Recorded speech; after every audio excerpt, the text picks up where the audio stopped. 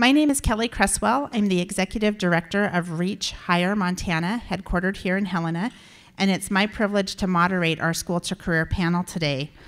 Thank you again to the sponsors for Business Days. You've seen their names on the table tents, and please, if you see representatives from those organizations, express your gratitude for their help making this event possible.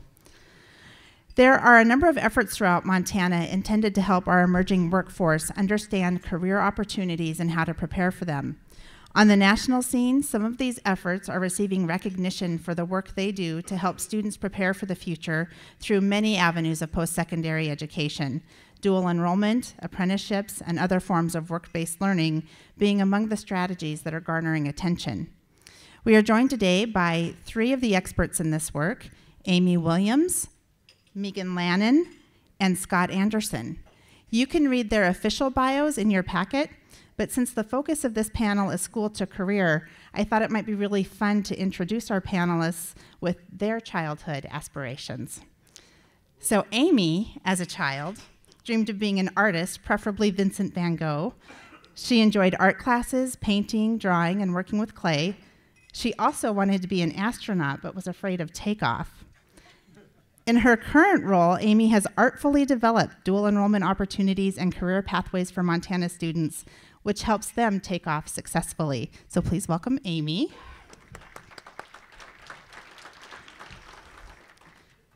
When Megan was a child, she wanted to be a jockey, riding fast and furious in a flurry of galloping chaos with a hint of control.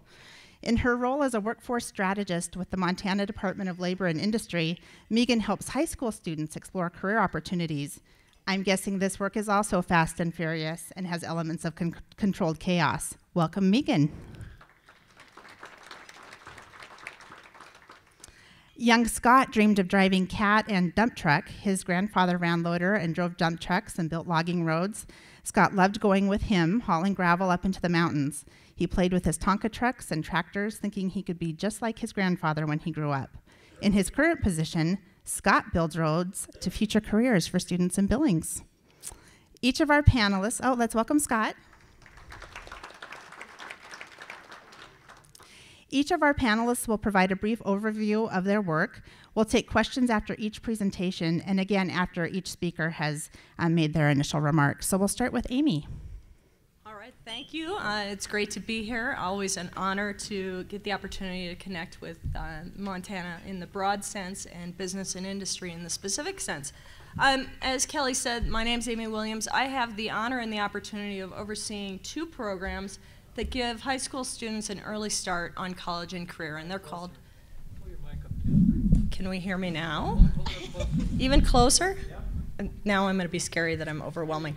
So I oversee two programs, dual enrollment and Montana Career Pathways, and these programs give high school students the opportunity to have an early start on college and career, which is an important theme I think that's come up under discussion multiple times today.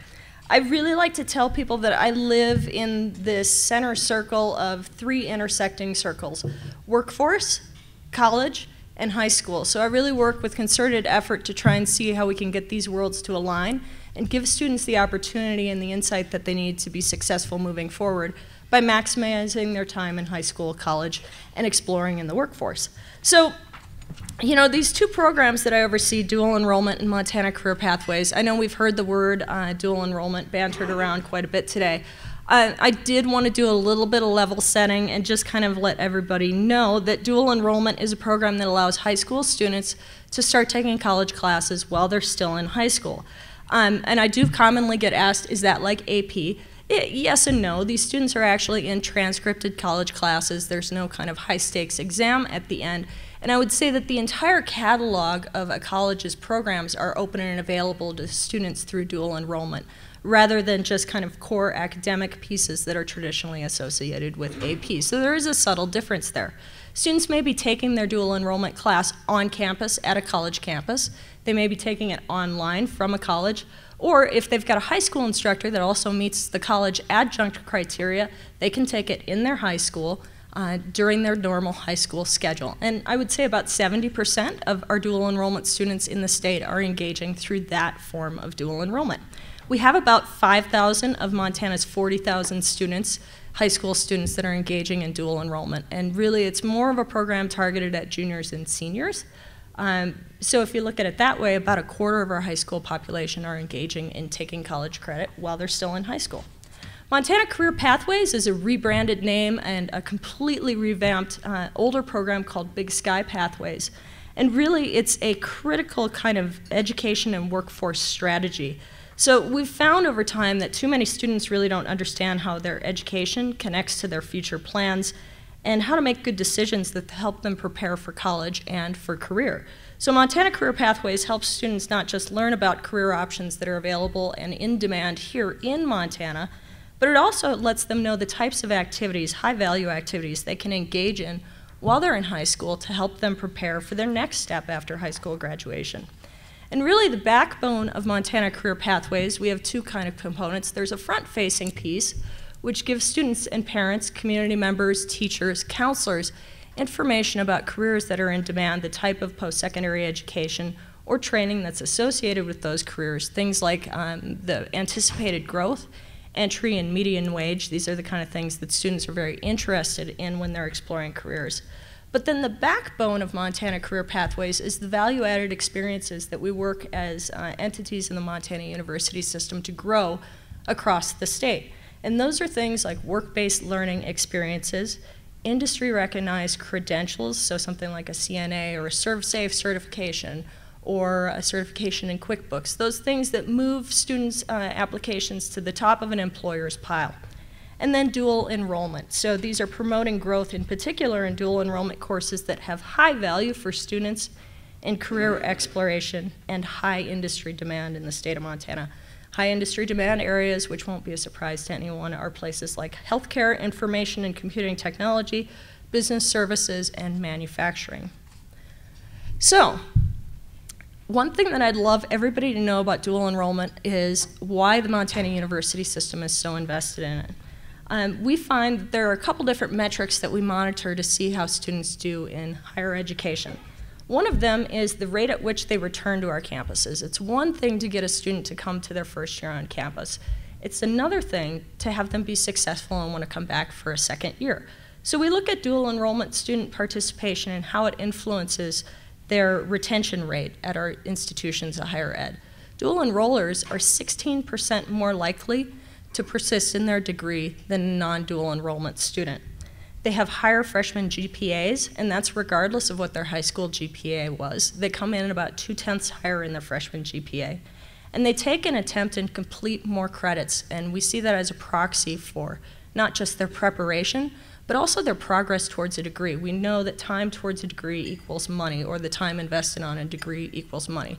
So we want to make sure that students make adequate progress towards those degrees, and we find that dual enrollment students do. On average, they're earning 4 to 6 credits more than their non-dual enrollment counterparts, and that's independent of the courses that they're bringing in from their high school experience. Something that will probably resonate with this room is the impact of dual enrollment on keeping Montana talent in Montana. Our dual enrollment students that are taking a class here through the Montana University system, 63% of them end up matriculating to the Montana University 2- or 4-year colleges. That's compared to 38% of our average high school population. So we capture these students at a much higher rate through dual enrollment, or as a factor in their capture. More importantly is the impact in the workforce. This program tends to help students not just engage in the MUS, but students that are Montana residents that end up finishing and completing a degree through one of our Montana University system programs are much more likely to spend their first year and beyond engaged in the Montana workforce. Our 2-year graduates, 85% of them that complete a degree end up taking a job within their first year in Montana. And of our 4-year completers, 75% of them end up working in the state of Montana. There are 3 areas, and Bruce Knutson with Montana Auto Dealers really teed this up well in the last session. There are 3 areas that I think are important and resonate with this audience on how dual enrollment can be leveraged to help students pipeline themselves into in-demand careers. Also how we're using work-based learning as an opportunity for students to start to explore and engage in careers while they're in high school. and then also these IRCs.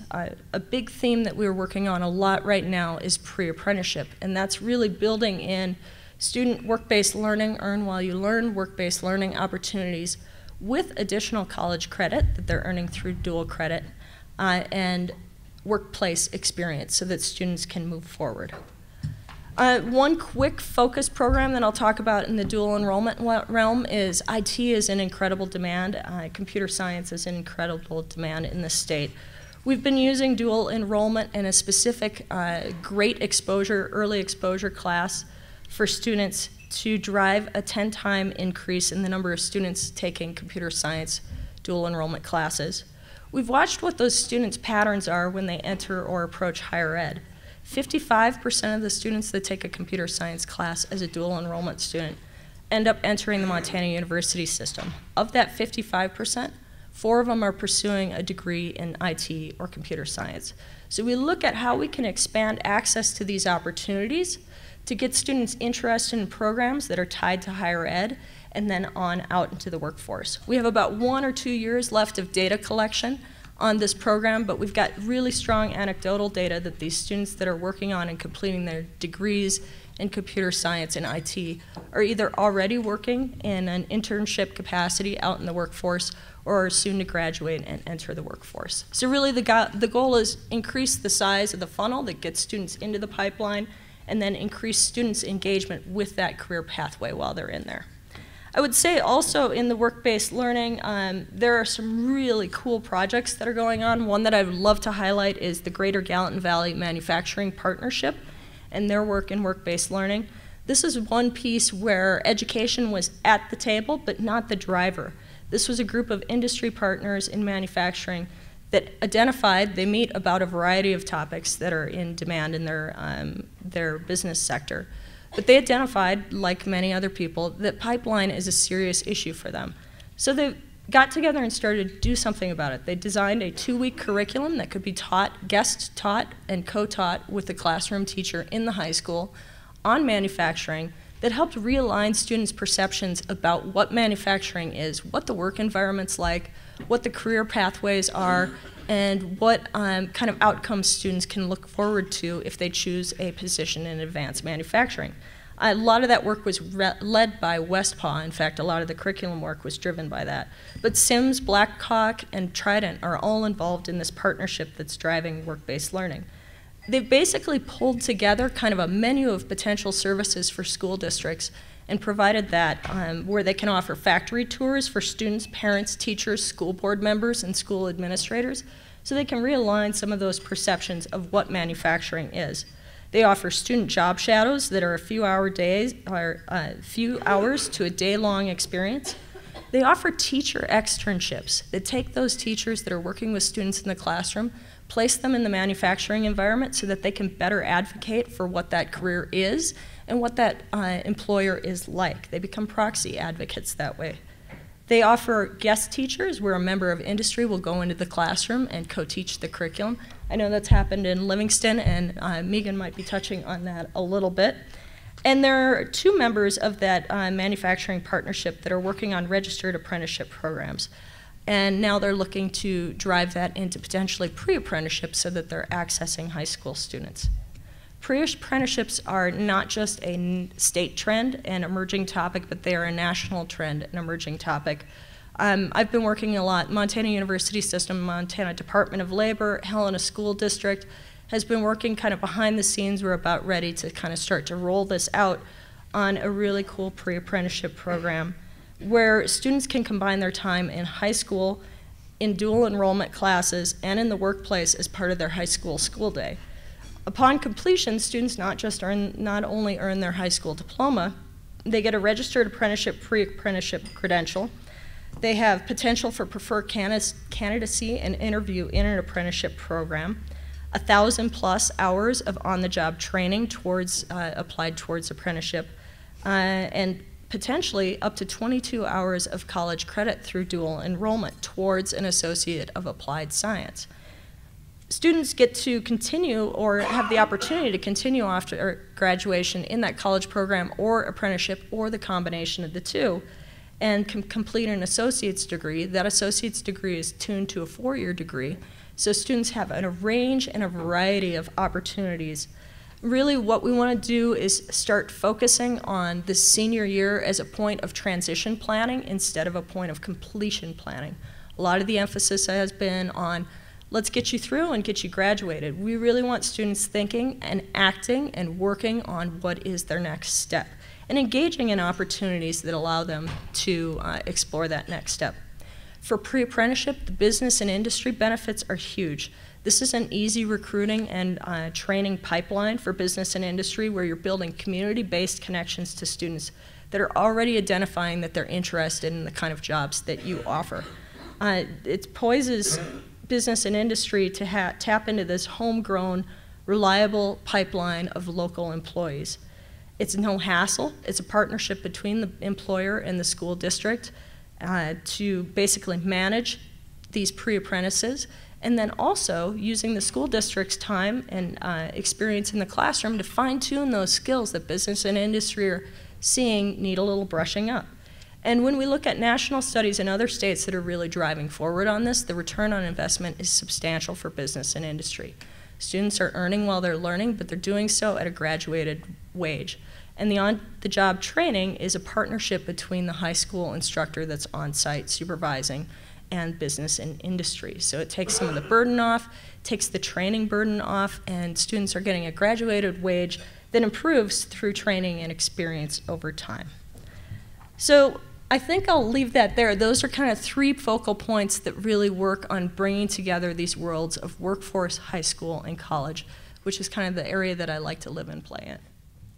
Great, thanks, Amy. Bridger was Phil Donahue in the previous panel, and Dan is going to be Geraldo Rivera for us. So if you have a question for Amy at this point, raise your hand, and Geraldo will come and bring you the microphone. Any questions? Spoiler alert, there is nothing in the safe. I think we can just continue if anybody has any questions. Okay. Megan, tell us what you're up to. Okay.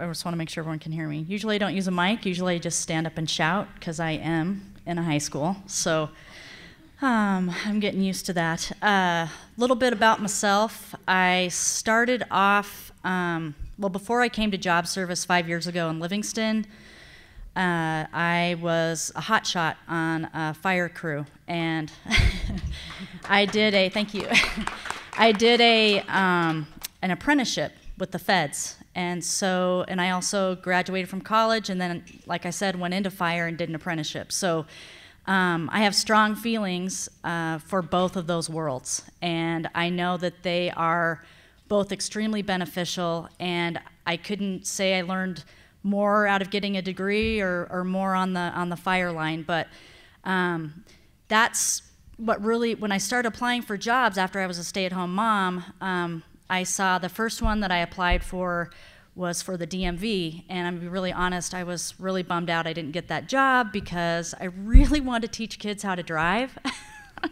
or at least their test, and put in funny teeth and kind of relax them a little bit before we went and wrecked a car, but I didn't get that job, didn't get that one. So I applied for job service in Livingston, and I was hired, and the hardest part of applying for that job was to relate the skills that I had done on the fire line as a squad leader on this hotshot crew to convince the Department of Labor that, yes, I can run a computer and a chainsaw.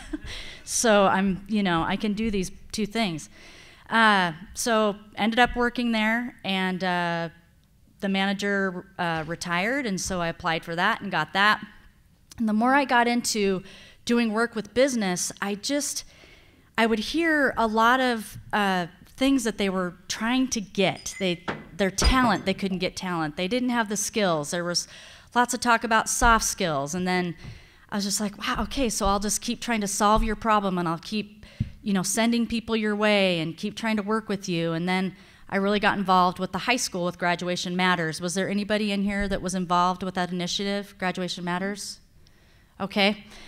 If you were a part of that, you really had an opportunity to get a foothold in the school system.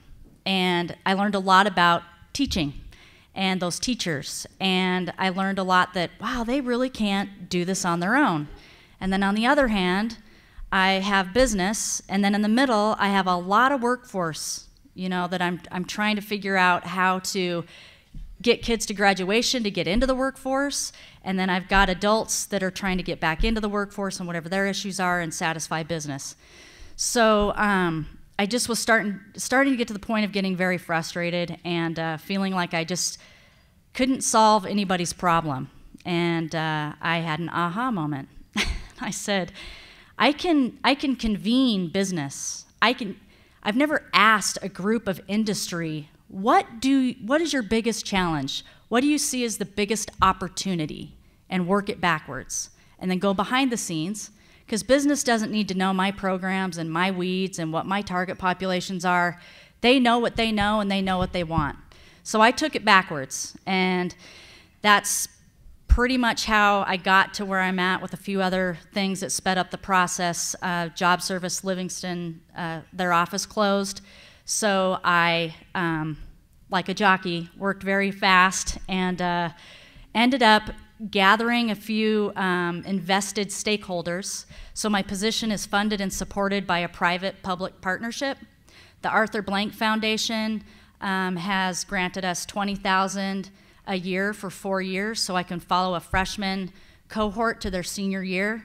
And then Department of Labor has chipped in. MSU Extension, the 4-H Foundation, is also a part of this, and then the Livingston School District.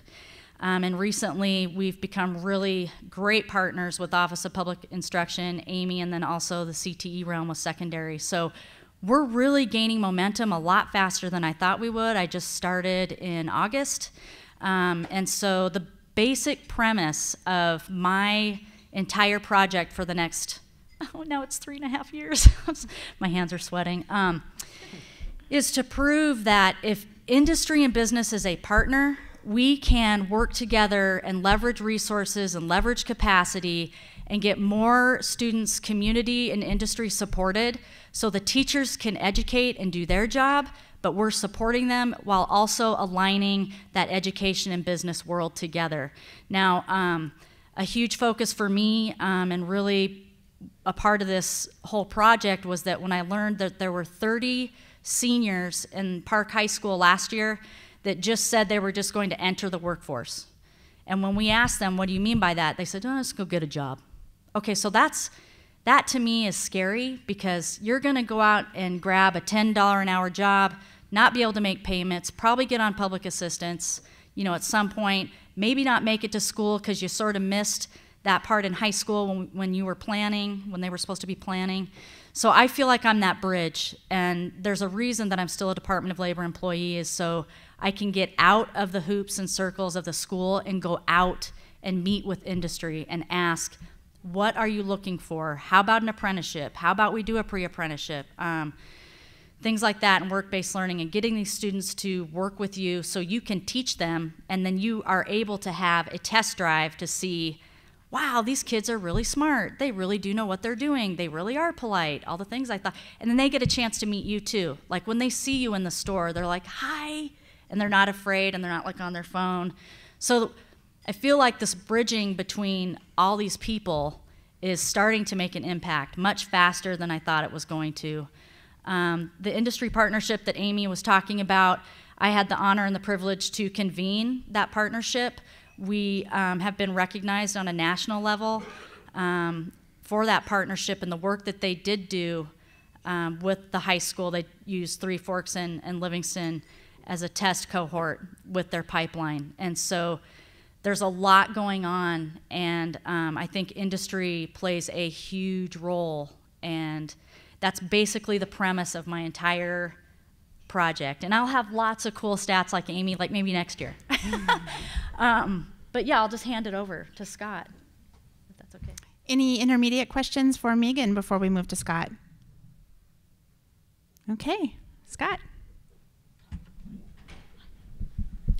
Well, as a school representative, as a leader of a high school, I get the privilege of working with the people that were on the panel before us, and people that are, and the two intelligent and talented people to my right. And we get to try to put it into practice. at the high school level. To give you a little framework for Billings, we have 3 comprehensive high schools, Senior, West, Skyview. And then we have what we call the Career Center, which I, as a leader of, like to think of that as our 4th high school. Traditionally, we've been around for a while, and since 1975, but in the last really 5-6 years, things have changed dramatically. We have over 900 students come through our doors every day.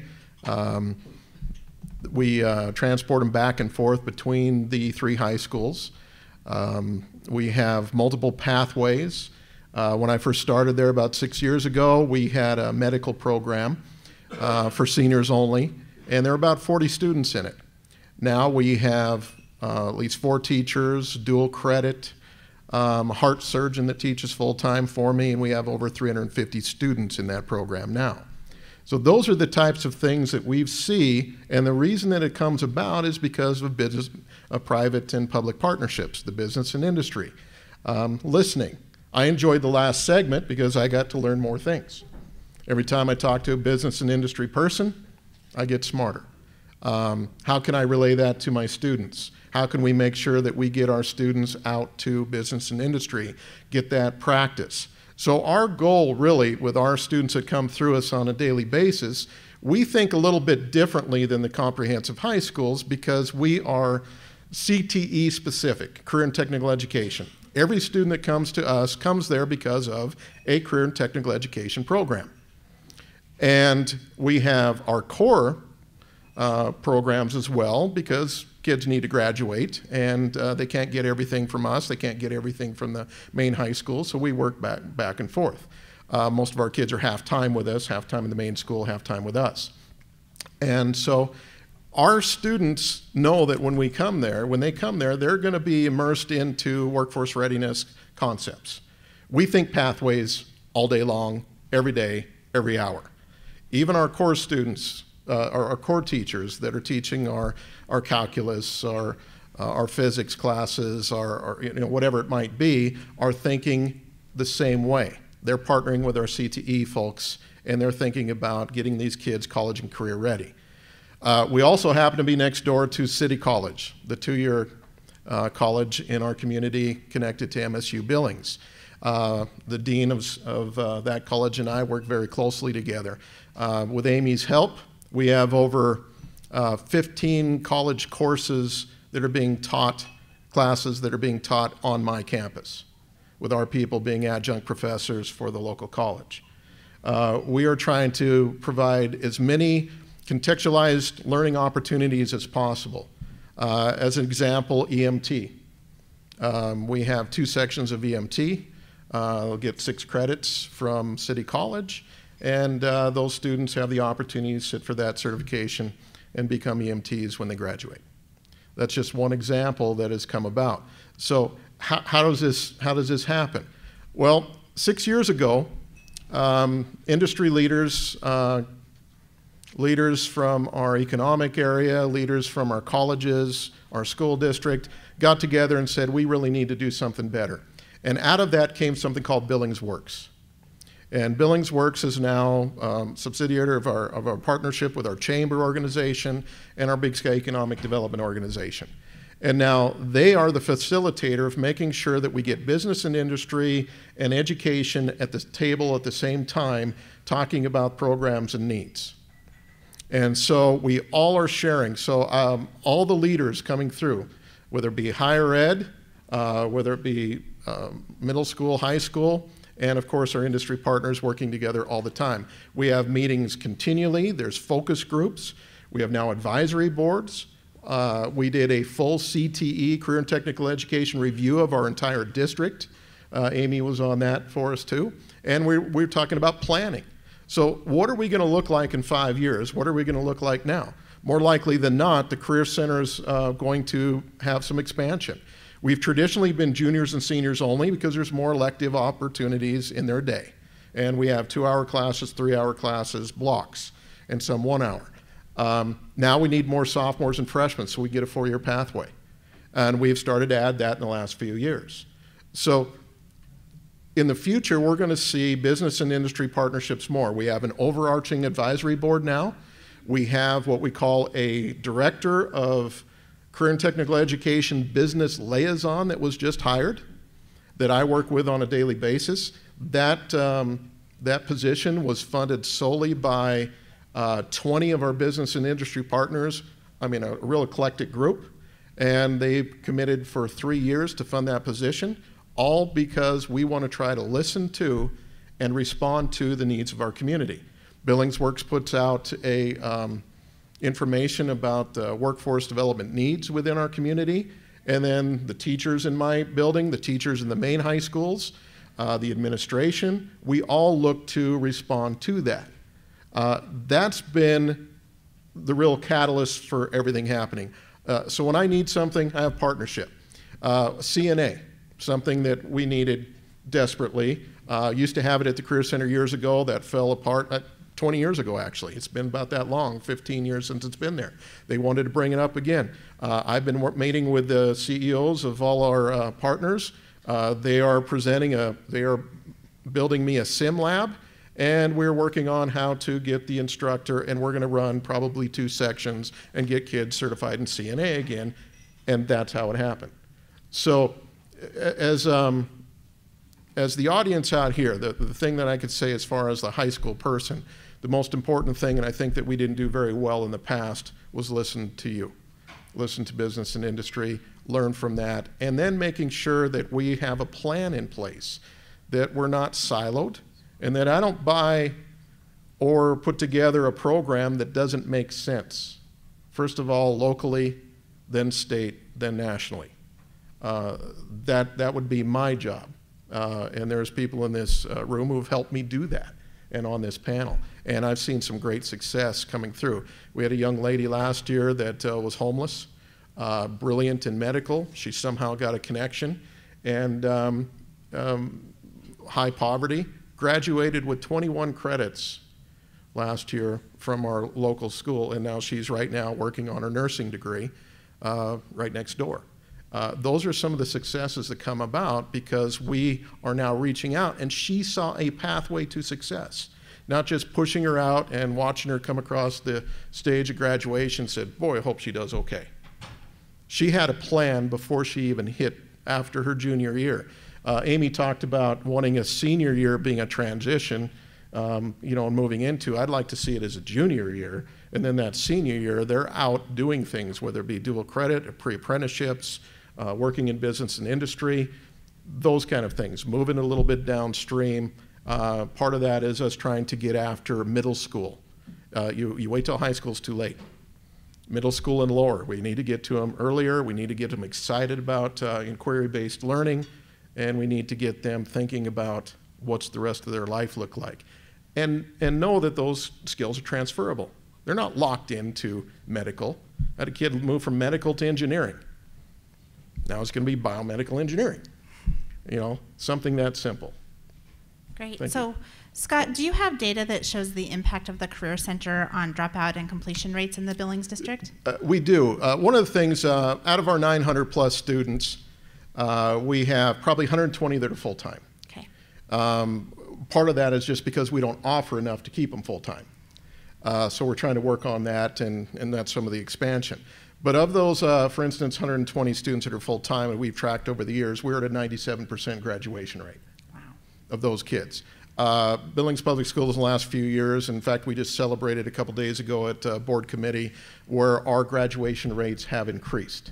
Our dropout rates have decreased. And that's been a struggle for us as a large school district with a lot of poverty, a lot of diversity, and we've been working towards that. So we're getting more and more data now on how that impacts, but we're also having more and more students be concentrators than we've had in the past.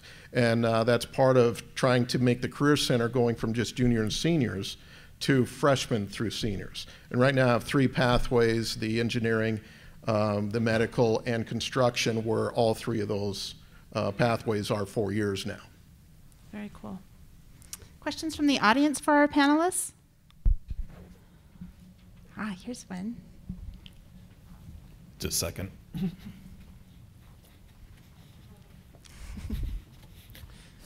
Got to get my steps in today, and here we go. Yes, I'm Gilda Clancy from Senator Daines' Helena office. I really appreciate you educating us, Scott, about the Billings Career Center. And my question for you is, how are you funded? And I know it gets it seems confusing. Really, we should be just called a high school. But if I had my own diploma, I would. You know, kids graduate from Senior West and Skyview. Think of it as like a hallway of West High, a hallway of Senior, and so forth. And instead of walking down the hallway, you either get on a bus or you get in your car and come to and from us. So we are funded exactly the same way as every high school in the state of Montana. So we just happen to be specifically having a standalone building, so to speak, with the most unique, sometimes expensive programs. For instance, we have the only metals manufacturing and transportation auto shops in the district. If you want to do those, you have to come to me. The main high schools have quality CTE programs, family consumer science, business, and some tech ed. And then we pretty much have the rest. And so we try to align ourselves, not have, some things will be duplicated, some things will be additional. But all of our teachers are paid exactly the same way, they're under the same system. We have teachers that even transfer from to and from. Some people wait to try to get to the Career Center and teach there. Some will end up teaching elsewhere. I am one of the principals in the school that meet all the time with each other. And so the only thing that might be unique is I get more of the Perkins funds, which is the federal grant funds that we use from 2-year to high school. I get the majority of those that come into the district because I have the majority of the career and technical education programs in the district in my building. So can I dovetail on that? Yeah, please do. So part of my project, I think you bring up an awesome question. We get all the time, I grew up in Thompson Falls, it's very rural. Western part of the state. Anybody? Okay, nobody knows where that's at. Okay. I went to first grade there. I know. Did you really? Yes, I did. Oh, you went to first grade there. Okay, so we have to talk later. So I get this question a lot. Well, Thompson Falls doesn't have a career center. Livingston doesn't have a career center. How can we do some of the similar things for our students and we're rural, you know? So that was another impetus for this project, was that trying to do a lot of what Scott's paved the way for, but being a little more creative, a lot more nimble and responsive. Maybe the times aren't as long, but accessing dual credit when we can, really thinking outside the box. That's what, at least this first semester, have really been able to accomplish. Just with the internship class, had a student that wanted to be a wolf biologist. Okay. How can we do that in a school day? So, thinking on my feet, we are close to Yellowstone Park. Had a phone and some friends, knew somebody that knew somebody that knew somebody. This is where business and industry really comes into play. And they rallied a wolf biologist, and so we counted his Saturdays as those internship hours, and then when he was in class, he did research. And so my biggest push for him was, let's really see if you really want to do this. And he went out and hiked around with her, and he came back and he said, yep, I really want to do this. I was like, okay, and you only had 2 days out in the field. So being creative, looking at what Scott's been able to do and figuring out how we can do things like that rurally are essential to what I'm trying to do. I'm trying to promote that this is scalable, even if you're in Thompson Falls. There are people that have moved from somewhere that know something that can give an hour to fill a student in to help them get on that pathway, or to learn more about what they don't want to do, and help them from being so overwhelmed. So that always comes up.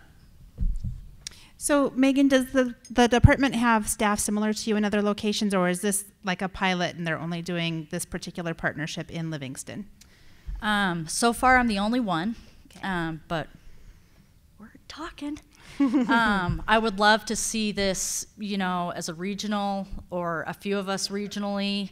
I really do think it is going to come down to more industry and business partnerships and sort of that model, like what they've done with Billings Works and what that looks like, because I think that's key. You can't have, in my opinion, someone that is completely driven by the educational system or the workforce system. You've got to have somebody that can thread everybody together and convene people to get, to get these students and adults the right training, which is dependent upon business, to the right door, which is pathway, and right now, like what's happening now. I don't want to build a program as a business that's going to take 2 years to build it when I need them now.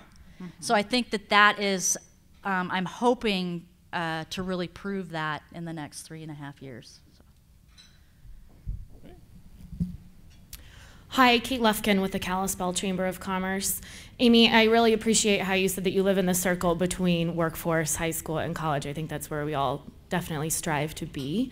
One of the challenges that we're facing up in the Flathead, and Scott, you alluded to the manufacturing partnership down in Gallatin County, but is the need for workers just in skilled trades necessarily, especially with manufacturing, like I said. And our last panel alluded to the soft skills coming from parents before, and I know that a conversation that we're finding up in the northwest corner of the state is parents are still very focused on, the engineer, the lawyer, the scientist, 4-year education pathway. Can you guys talk at all to any conversations that you've had and how you've been able to reach parents to reshape those perceptions of potentially 2-year education programs? I was jumping up and down because I was saying, me, I want to do that. I think we're talking fundamentally about a paradigm shift, and paradigm shift needs knowledge and experience. And so Bruce alluded to this, that Billion opened up their doors and brought a lot of counselors in to kind of work on, and we talk behind the scenes, but I'll say it out here because we're all friends, right? The perceptions of auto tech industry in particular, which manufacturer deals with the same kind of perceptions, those are outside perceptions. Low skill, low wage, dead end, dirty. If you go and hang out in a tech bay, and Bruce said I'm a car girl, I have, and I'm probably one of those annoying customers, none of those things are true. When you talk to techs and you talk about what they're earning, none of those things are true. When you look at the trajectory and the career trajectory for techs, that's not true at all. So then how do we take those things that we know in business and industry and expand the knowledge set? And so we work on projects like getting counselors in there, teacher externships, which I mentioned, also opening up the doors of our manufacturing facilities to get students in. Also, you gotta look at the influences, and they're PPT, parents, peers, and teachers. So you really need to look at who are the influencers, because if you get a student that's really excited about going into auto tech or going into manufacturing because they sat in the co-taught or team-taught manufacturing class, and they go home and the parent says, that's a dirty job, that's a dead-end job, you've missed your opportunity to catch that student because one of their primary influencers has just shut down something that they've identified a clear vision and passion for. So getting opportunities for more industry engagement, and one of the drums that I beat a lot is high-quality industry engagement with education. If you're looking for employees, how knowledgeable are you about what's going on in that high school? Have you ever set foot in the classrooms that are teaching the type of skills, soft skills and technical skills? So those are kind of some of the drums that I tend to beat, is increased exposure for students and parents, peers, getting students on site in a business or industry so that they can understand what that is. Sometimes those things are slow to gain traction, and a lot of times they have to have value-added components to attract people into it. Dual enrollment is one of those value-added components that gets students and parents' attention right away. Earn while you learn, this pre-apprenticeship concept of giving students an allotment of hours in a business or industry while they're a junior or a senior in high school. Those are clear value-added components that attract students. And being very clear and candid with what are the upsides. What does the career trajectory look like? What is the basic entry wage? What's the median wage after 3 to 5 years? Those kind of things are pieces that are going to help shift this paradigm, because people don't know what they don't know. And if they're not hearing it from some of the high, medium, and base level places, then they're not hearing it enough, and they're not hearing it often enough. So I know that there's a movement to really, so I'm going to date myself, whatever, I don't care. I graduated in 1989, and obviously still hanging on to the hair. It was, my parents were go to college, go to college, go to college, go to college, go to college. And so I think there's a large wave of us, and we have a lot of conversations about, can we just make that here instead of one above the other? Because I see students get caught up on that too, like, well, I'm not going to college, so I must be, you know, but really across the board trying to make it, because they're gonna on-ramp probably to school and go further anyway. I mean, they're gonna be working till they're 70 probably, so I think we can bank on that. I think that also what we're gonna do at Park High too is a bag event, which is bring a guardian.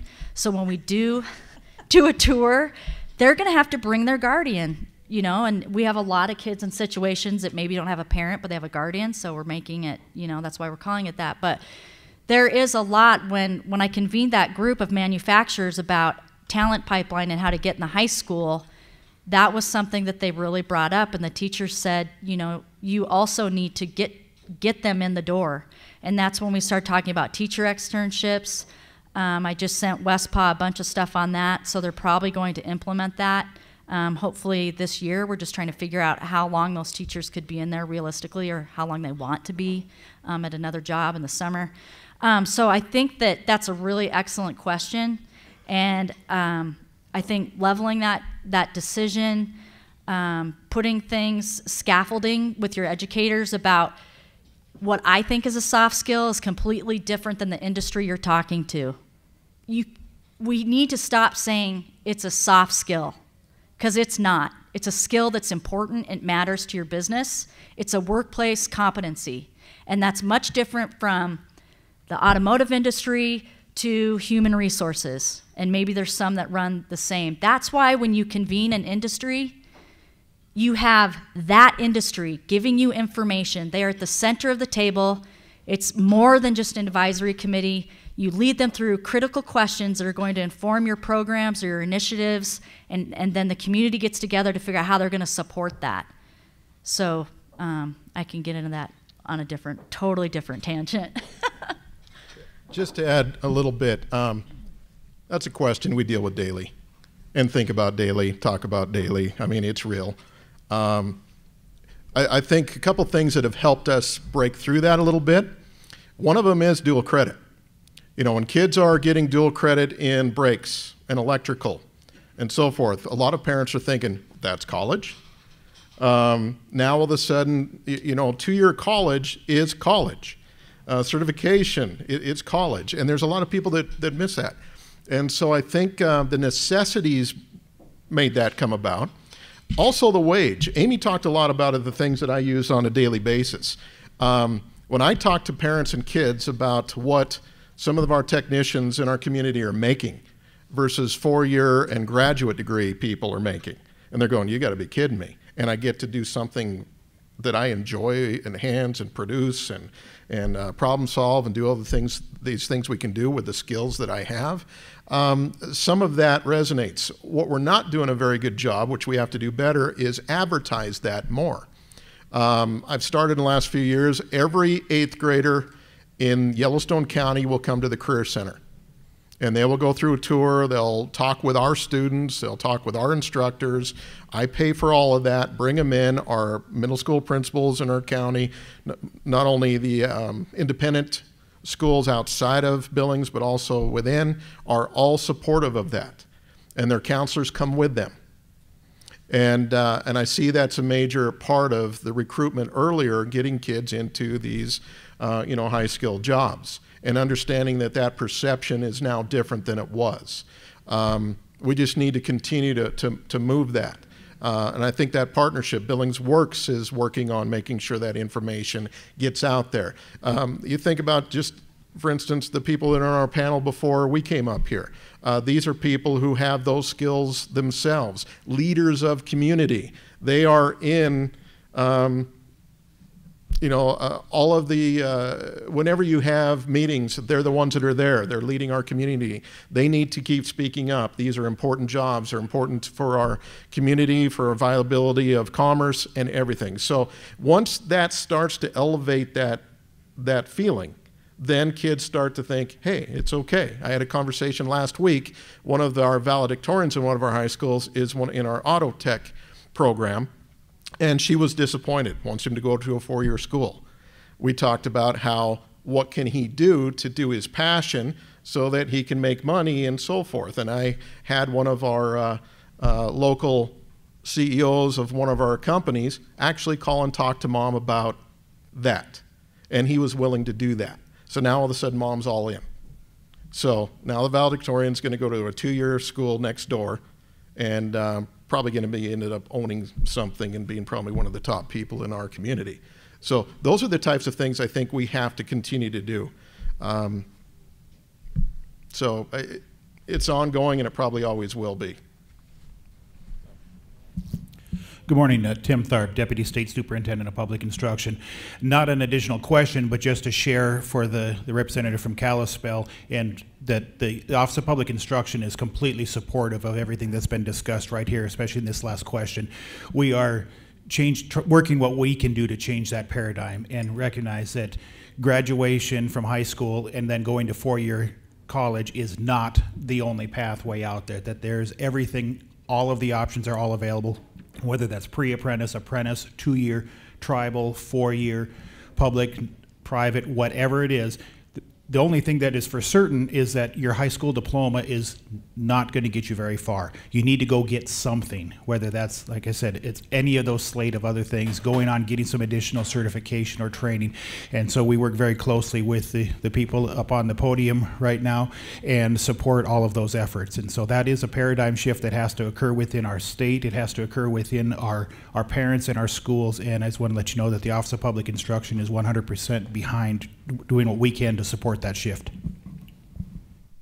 If I can add to that, Tim is a great advocate to have in that position. He and I go back a little bit, but he's come from the position that Scott's in, and in the superintendent's position. He knows the reality of what students are dealing with across the state, and particularly has an outstanding lens on the small and rural school, which when we talk about access and equitable access to opportunities, Tim and I have great conversations about how we take these things, and picking up on your point, make them scalable so opportunity is present for all students across the state.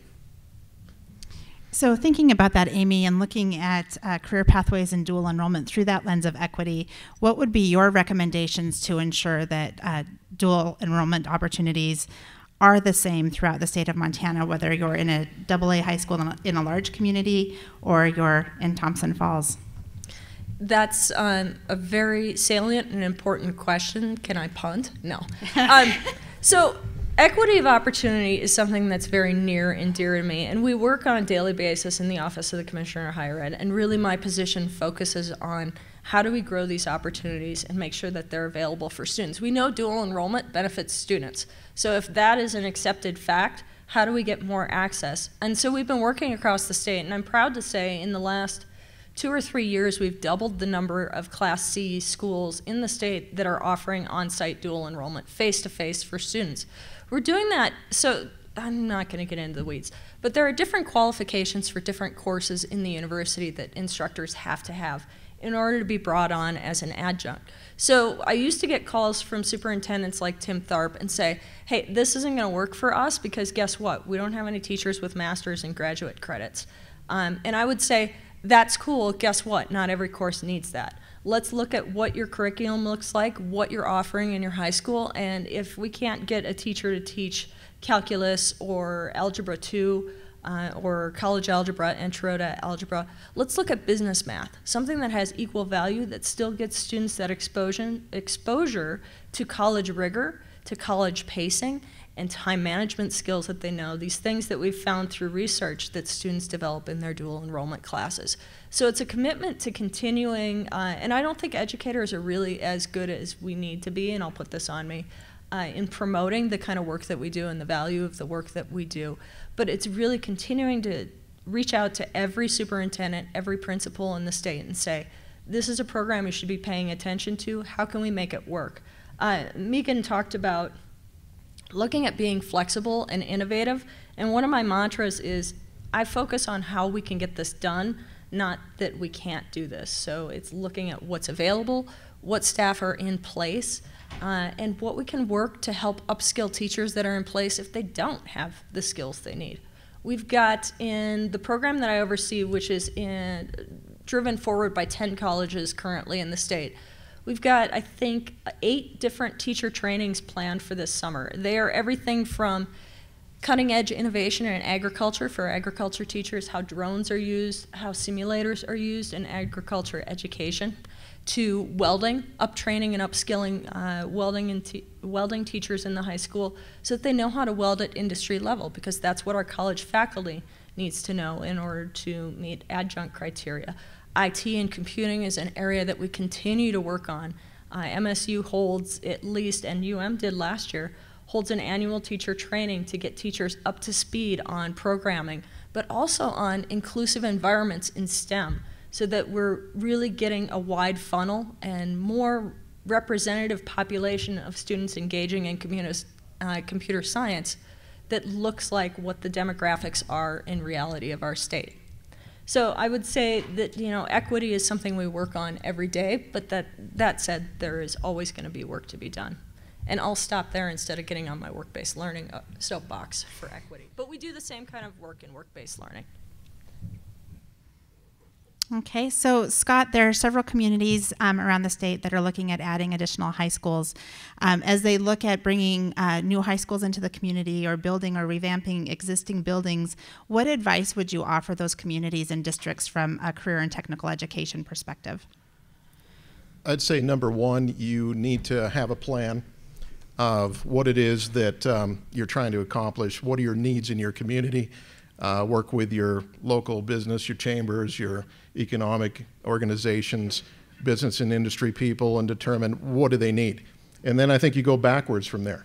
And then you figure out what are you going to duplicate, what pathway do you have, is it a 4-year, 2-year, how are you going to bring about college partnerships involved, work-based learning, apprenticeships, pre-apprenticeships, all those things you just need to have and be ready to go. Then you need to make sure that your facility is going to meet the needs not only of current jobs and training that you're looking for, but also we all know that we're training students for jobs that don't exist yet. So what's the transferable space? Right now I'm working with architects to revamp the Career Center. And I'm going to tell you, I think about that often, about how do I not limit ourselves so that we build something and it puts us in a position that I wish we'd have done something, you know, 10 years later. So part of that is really going back to what are the needs of the community, what are things that are probably sustainable, and what skill sets are going to be adaptable. And then how does the facility approach that? In Billings, with 3 high schools in the Career Center, middle school, we have to make sure we have an alignment. I only have 1 kitchen in the Career Center, I have 1 chef. I can only have so many kids. We have 6,000 high school students. How are we going to make sure that all those students that really want to have a culinary quality experience going through with my chef and our local restaurants that we work with, that's going to have to funnel up. So the main high schools are going to have to take the bulk of it and then send them to us. So as you look at your pyramid, your organization, that's an important thing of that reverse engineering concept. So it's an ongoing process, and then continuing to evaluate what are you good at right now, and what do you want to be good at? What does your community want to be good at? Get that advisory board early and get them going. Should know better in Billings, because we've been doing this for a while, but really it's just been until recently, this last year, that we actually have an umbrella advisory board for the entire district. It's made a huge, tremendous difference right now. And then that's reporting back to one of our board committees. Now our board is bought in completely, financially, emotionally, and our business and industry partnerships. So hopefully that will translate to better levies, better quality support, and most importantly, confidence our workforce as we move them forward in the pipeline. Excellent, thank you. Geraldo, you got any questions? No. Anybody who speak now, forever hold your peace. Come on. Who wants to ask a question? Well, I've got another one then. So Scott, are there programs where you have a wait list where you can't meet the demand for certain programs right now, and what are those, and how do you address that? Yeah, that's hard. Part of that is we do have a few programs that are wait lists, some that aren't. In fact, most that aren't, thankfully. But those that are, then it comes down to who gets in them. And do we have enough money to expand? For instance, EMT, I had one section budgeted for. I had enough students that we needed 2 sections. Now, I could either left 20 kids out, or I could find a different way. Then it comes down to how you're going to pay for it, figure that out. Or if you're moving students out, which ones, what's your priority? A lot of times it comes down to attendance. But then there's, people argue that, if a kid was really passionate, he'd show up. So, that chicken and egg thing.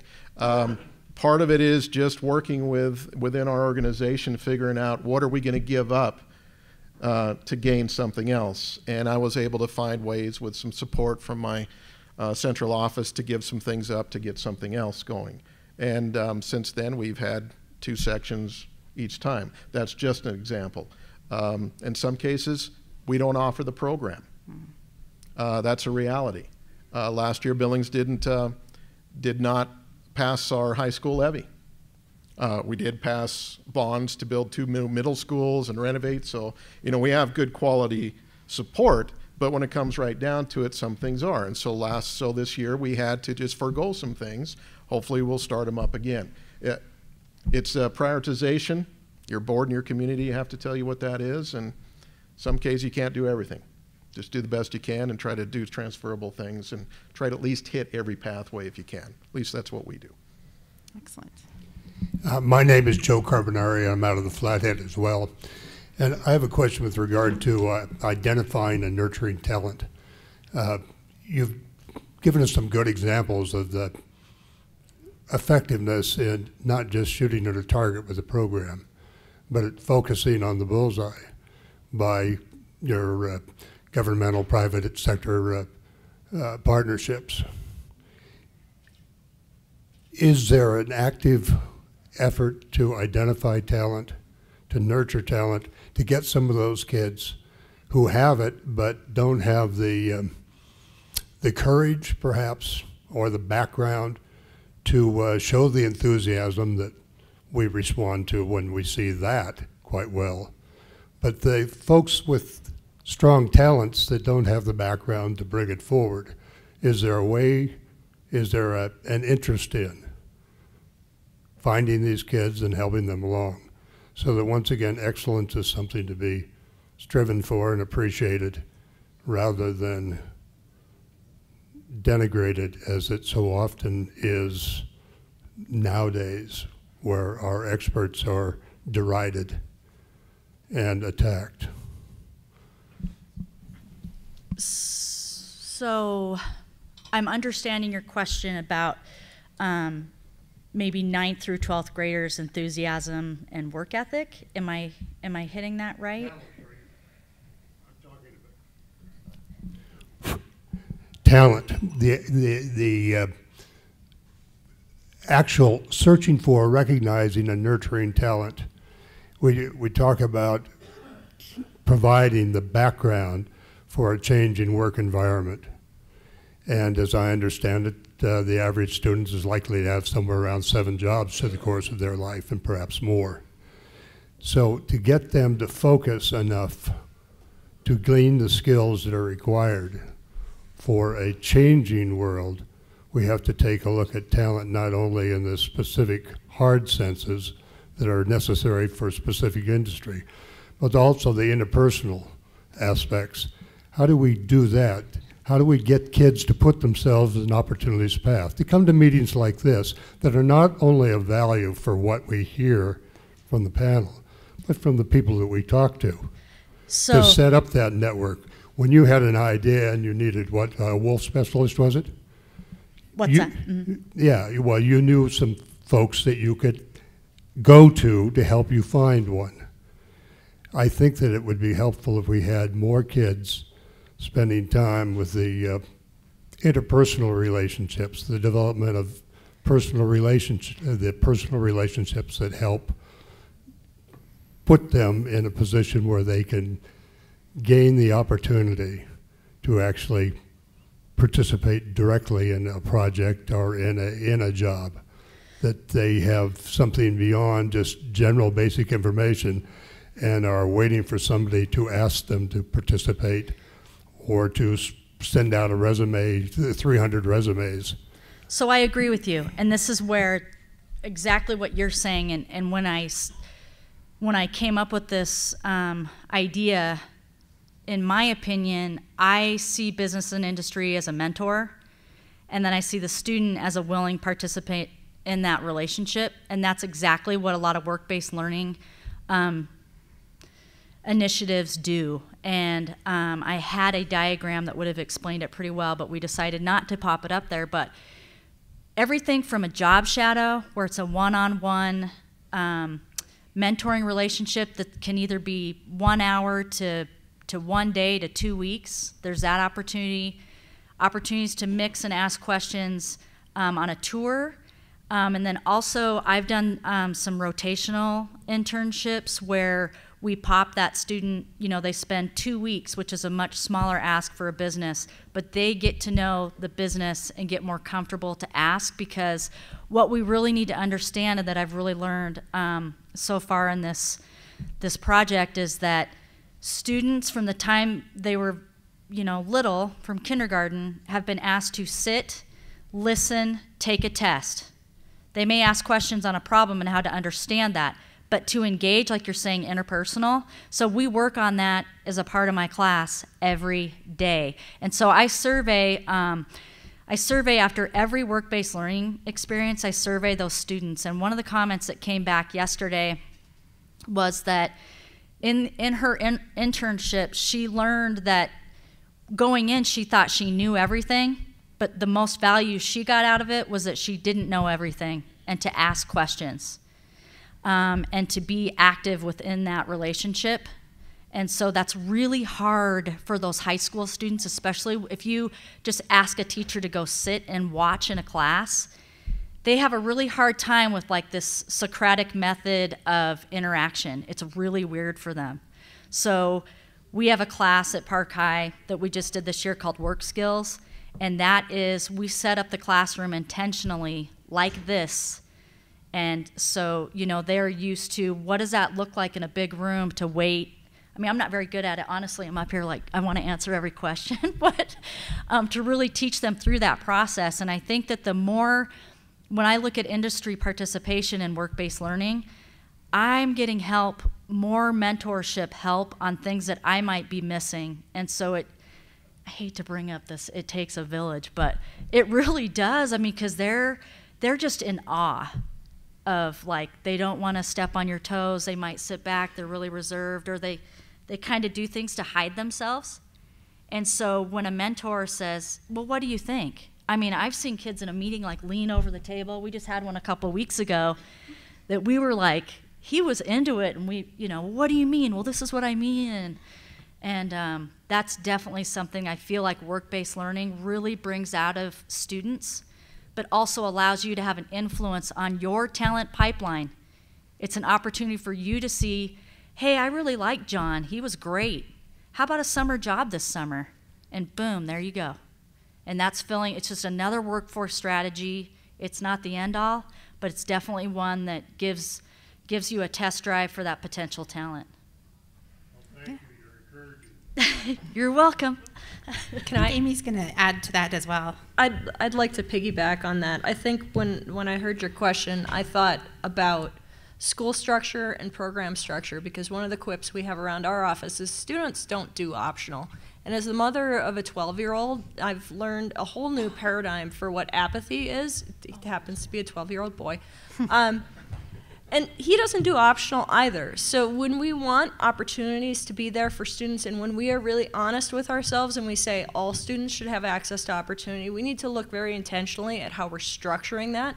and structuring components where students can engage and don't have the option of not engaging. I mean, granted, we don't want to terrify them, but we want them to know that in the real world, and I'm kind of a tough love mom, but in the real world, you know, you don't have that option of sit back, or you miss tremendous opportunities when you sit back. So really being intentional about how we structure programs like Scott does and his very talented team does, and make sure that we're thinking about the fact that students don't do optional. So how do we make them all students have the opportunity to engage in a way that makes sense, and then collaboratively build that through their educational experience.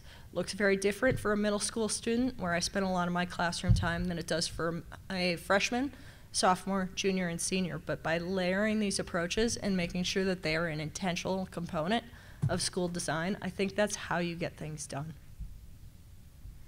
So could you all talk a little bit about the processes that you use to help students understand what their underlying talent, skills, interests, aptitudes, aspirations might be? If you have a student who may be apathetic or maybe just confused about, what do I really want to do? What do I even want to explore? Where do I start? How do you begin those conversations with students? You want to start, Megan? Oh, how do I start? Well, I had several, I call them IDKs, I don't know, people. And I just tell them, hey, let's just throw some darts. And that's where I came up with that rotational internship, especially with seniors, because time is ticking. I had someone that from marine biology, again, a different student. And it really is, when you have amazing teachers, kids will tend to pick that career pathway. It's really interesting. Like, the biology teacher is amazing. I was like, okay. So we took marine biology, and then we did, I think the other one was blacksmithing. And then we, the other one was, it was another outdoor, but I just tried to find those mentors, and some of them don't exist in Livingston. So we get them on a site where they can have an online, like, Skype conversation and ask them about their career path and what does that look like, and then we have them kind of write a reflection piece, or I talk to them about that. But I think it's more important that they figure out what they don't like right off the bat. You know, in healthcare, they think they want to be, you know, the classic story, I want to be a nurse, but they pass out the first time they see blood. Okay, let's maybe get you in the lab, or, you know, bioscience, you know, where you're doing something like that. But I think that relieves a lot of pressure off students when they get to dabble in something and really find out totally not how it is on TV, don't want to do that. So I just try to throw a lot of stuff at them and get them to talk about it and reflect on it and move from there. Anything to add to that, Scott? Yeah, I think it's important that we give kids an opportunity to reflect on what they've done and where they're going. The career inventory system options, where kids can explore career inventories and see what, you know, just answer questions and reflect on themselves. And the younger you do that, the better off you are. And you allow kids to experience opportunities. We talked about work-based learning. That's really what it is, experiential, you know, opportunities. You talk about the middle school concept, that's what it was, about experiencing opportunities for years. Well, we need that younger grades now. And we need them to be open-minded and see where the focus is, and then reflect on themselves. And then maybe they can try something that they were interested in and see whether or not, as Megan said, you either like it or you don't. And then maybe try something else. Whatever they're doing, is the skill set's going to be transferable, because it's something of value. And I think that's something that we've tried to do a better job in career and technical and inquiry-based learning, is that whatever you're doing is going to be something you can use elsewhere. You think about, somebody mentioned jobs people have, 7, 8 jobs. Well, what is the best part of them that they're taking with them in every job? That's what you want to pull out of students. So you don't want to say that's your only profession your entire life, but that is something, the gentleman from Montana Rail Link talked about behaviors. That's what you want to try to do. What kind of behaviors does each job need? What kind of inquiry does each job need? And give the students a chance to experience. So as schools, it's important to have those elective options. And beyond the core, you take communication, you put it into theory, into CTE. You take your math, you put it into theory, into CTE, and vice versa. We have to quit being siloed, and then you come back and together. That's when you're going to have the best version of each student, and that's when each student's going to have a better opportunity to explore and to figure out what they want to go to, and they'll have the confidence to change or to stay with it. So we try that's really what we try to do. Hey, just try it. Megan said that, just try it. If you don't like it, do something else, but at least narrow it in. Use those career inventory options that you have out there. MCIS is a great one. There's others that are out there. We use a couple others. But kids interacting with themselves and having the partners from their parents working with them too. Because sometimes the kids don't know, I'm not good at anything. Parents can come in, yeah, but you're good at this. Or friends, or whatever it might be. Amy, anything to add to that? I couldn't possibly top that. I would say, you know, like 2 points are discriminators. Having students learn what they don't want to do, incredibly valuable. It saves time if they end up in higher ed, changing majors. And knowledge of self and self-reflection, and making intentional time for that, because you really can't determine what direction forward is until you really know what resonates with you. So those are the only 2 components. I would not even add, I would reiterate. Excellent. So we're getting fairly close to the end of our time together. I'm wondering if each of you could talk to us a little bit about how you measure your impact and your successes in your work. Who first? You. Oh, great. I don't get to spend as much time with students as I used to, and that's probably the one thing that is most bothersome about my job, because hearing the student input and hearing what the impact is on them is really a kind of key metric. I know it's not something we always measure, and we talk about anecdotal not being critical and not being solid data. So as I threw out, you heard a lot of data points on how we track students' success in post-secondary when they matriculate to us. We're working on data points on tracking students' success in other post-secondary education opportunities like apprenticeship. I think those hard data points are really valuable because what gets measured is generally what's prioritized as being of value. But I do think that we need to be very strongly reflective of student voice, because just like Megan has brought up the content or the concept that business and industry's voice, you don't know what they need, but they certainly do, and they will tell you. I'm reflecting on a PhD dissertation that was just done that captured dual enrollment student voice. And we learned so much above and beyond what their first year retention rates are and their GPAs and the number of credits they accumulate. We learned that they were learning all sorts of soft skills like self-advocacy, time management. We learned that they were learning logistical skills like what is a registrar? Why would I use them? What does the word bursar's office mean? Why would I go to the bursar's office? And those are critical concepts for student success in higher ed, is learning how to pay your bill and how to register for classes, knowing how to self-advocate and get time with an advisor and really talk and be reflective in time with advisor. So I think that we need to not just look at all the hard data points, and I personally don't just look at the hard data points, the soft data points, the student voice, the reflection of impact, and the reflection of value, I think, are critical, and they're things that I pay attention to day to day. It's much easier to pull data and numbers, but it's much more impactful to hear what students feel is important about their experience. Megan, you want to go next? Yeah, it's going to sound like Amy and I planned this, but we really didn't. I think it's why we all get along. That's when I was given this pre-question. Cat's out of the bag. I got this question beforehand. We looked really brilliant before that. I know, sorry. I thought, man, well, I am doing surveys, I am gathering numbers, I am, doing this stuff. But again, just as Amy had just said, it's the stories. That's when I feel like I know that we're winning. So I love, a lot of my surveys have questionnaires more so with student educators in business, their involvement and their excitement. I had a couple turned in yesterday, some employers or a business that an art student, he came to me and very on the outside of the fringe at school, wears huge leather boots, is in his own thing, and just was very apathetic when we sat down. And I was like, oh man, how am I going to be able to keep him engaged in this internship, and what business would be able to work with this student, because he's very introverted.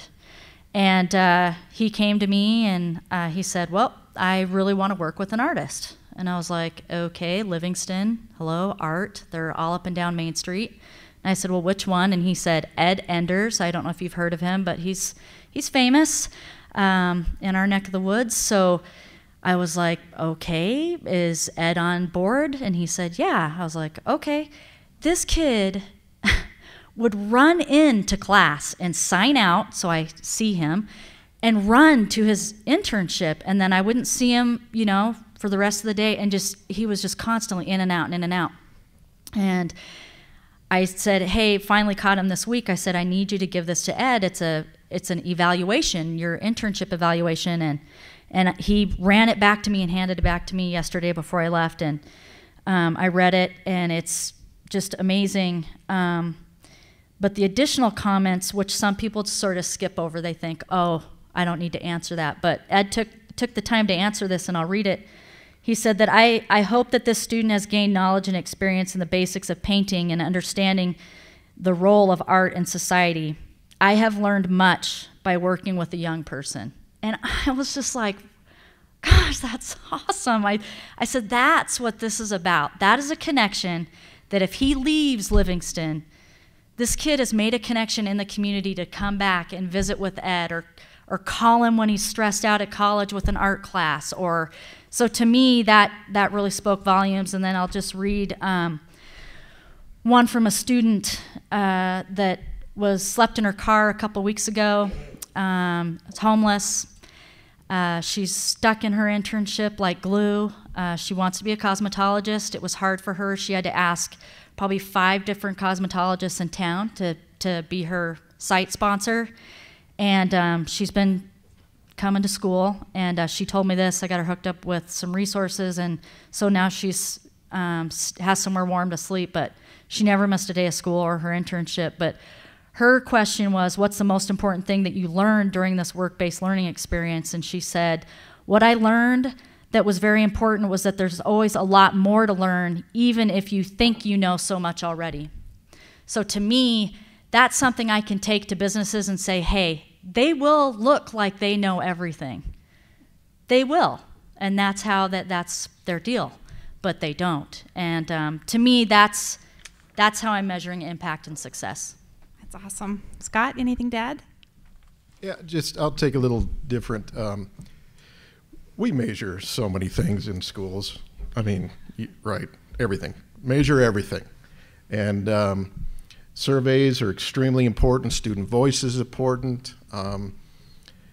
What it really comes right down, maybe it's my age, may have been in this business too long, but here's how I measure my own success. Pretty simple. If I talked with a student or a parent or both, and I don't have an answer for a viable pathway for that student to be successful post-high school, then I have trouble with that.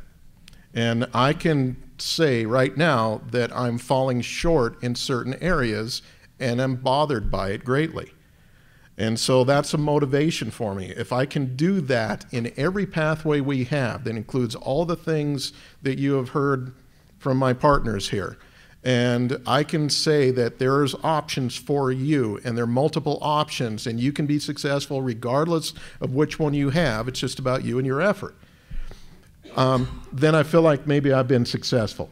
And right now I'm short in a couple areas, and thanks for bringing that up. And you know, I was feeling pretty good about myself until right now. But truly, we can measure everything, and we can look at everything. But it's about every single one of us want the best for our kids, our own kids, everybody else's kids.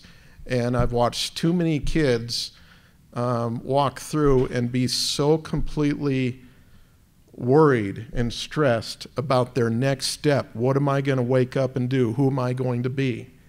And we must provide the best opportunities, and that takes all of us working together. And I wish our legislative friends were still here, to be honest, because part of that is opportunities, and unfortunately opportunities do take money, but most importantly they take time and investment and the word relevance. Students need the word relevance. They need to see whatever they're doing is relevant for now and the future. And if you can help all of us stay relevant, we've got a good shot. What a great note to end on. As a parent of 3 kids, I am very excited about the work that you guys do, not only for my own children, but for kids all across the state. So I think you're all very successful and you're all making a huge impact. And I hope you'll join me in thanking these folks for their great work.